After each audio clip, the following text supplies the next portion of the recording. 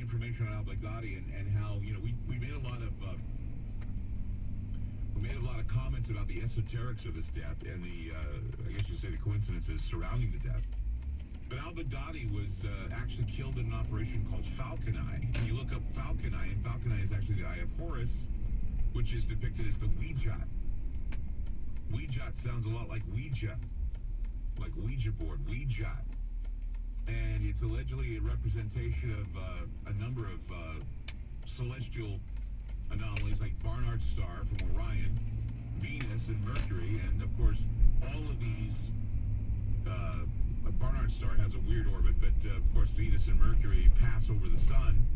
We're just wrapping up Mercury retrograde tonight, and as they pass over the sun they create a large eye. The ancients would look up and they would see this large eye in the sky, and Mercury went into retrograde actually in Scorpio. Now al-Baghdadi was called the Scorpion, and his replacement as caliphate was a guy by the name of Abdullah Kardash, who was known as the Destroyer. Now these are coincidences. They are most certainly chilling coincidences because many consider the events that happened after the predictions on the Ouija board were a direct hit. Further into the seance, the board spoke of a black dragon, and we determined that the black dragon was the demon Ahriman. The board said that the dragon would rise in the time of Saturn. We know the Saturnalia is coming up in the winter months. In fact, the feast of Saturnalia, the